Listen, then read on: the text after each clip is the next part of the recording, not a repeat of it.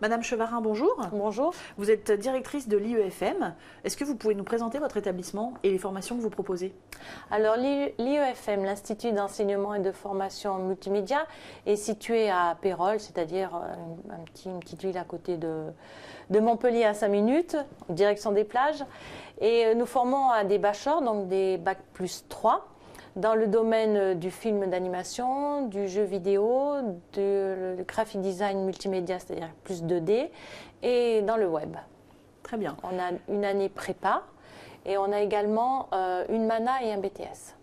Et la prépa, votre prépa, c'est une prépa 3D, je crois, elle est spécialisée déjà. Alors la prépa 3D, oui, est faite pour les étudiants qui veulent rentrer directement, enfin qui veulent rentrer dans un bachelor. Et la MANA est faite, elle, pour les étudiants qui veulent aller en BTS. De préférence, d'accord. Quelles sont les conditions d'admission, que ce soit pour votre prépa 3D et pour les bachelors? Alors les conditions d'admission, c'est test et entretien. Donc pour le test, il faut nous amener, pour les personnes qui en ont, un book, mais un book n'est pas forcément un book artistique. Un book peut être numérique, ça peut être également des étudiants qui ont déjà fait des histoires de jeux, qui ont déjà fait des personnages en 3D. Enfin bon, voilà, le book est très, très ouvert. Il y en a qui ont déjà fait des programmes de développement. Enfin bon, voilà, un book n'est pas forcément artistique. C'est déjà vraiment une première chose très importante à savoir. Et ensuite, les étudiants s'inscrivent par notre site, s'inscrivent pour passer les tests d'entrée, où ils seront donc reconvoqués pour un entretien de motivation et également pour passer soit un test de 3D, soit un test de programmation si c'est programmeur jeu ou web, et également un test de game et un test artistique.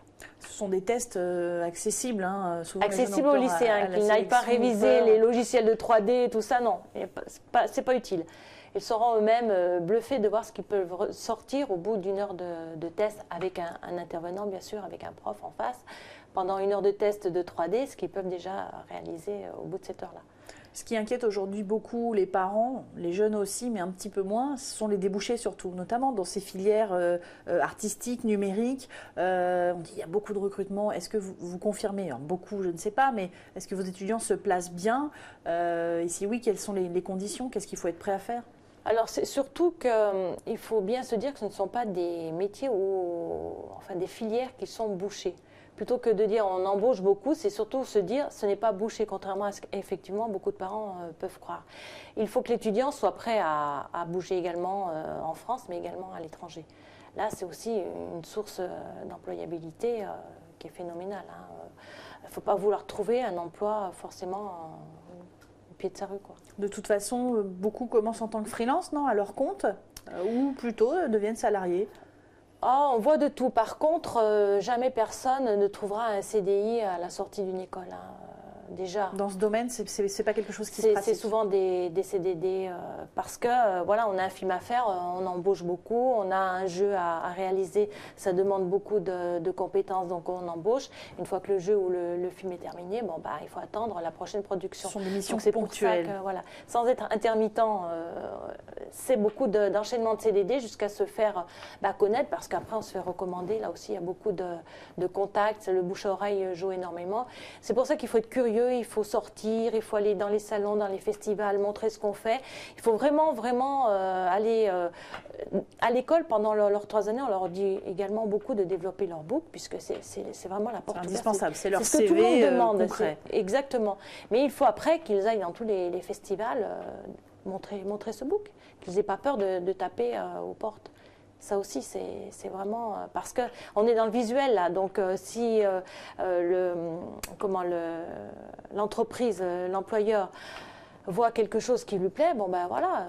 Oui, en 2 secondes, il peut. 80% du chemin est fait. Hein. Après, il faut qu'il y ait le feeling et voilà.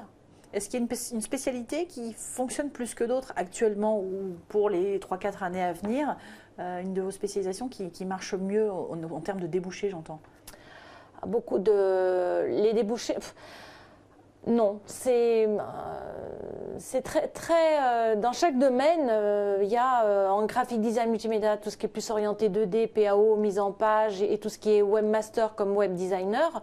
Là, on trouvera plus dans la région. Par contre, tous les jeux, l'animation 3D, il va falloir qu'il bouge. Là, oui, là, il faut vraiment bouger.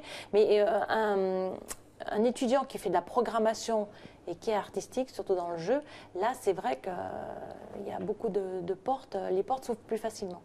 D'où également l'intérêt dans nos bachans, on les forme toujours à une double compétence pour qu'ils aient 2 portes d'entrée. Alors un programmeur fera un peu de game ou un peu d'artistique, ce qui est plus rare, mais fera de la 3D. Ça lui donne une double porte d'entrée. C'est important d'être Et on multiplie comme ça les doubles compétences. Madame Chevarin, merci pour ces explications. De rien. Au revoir.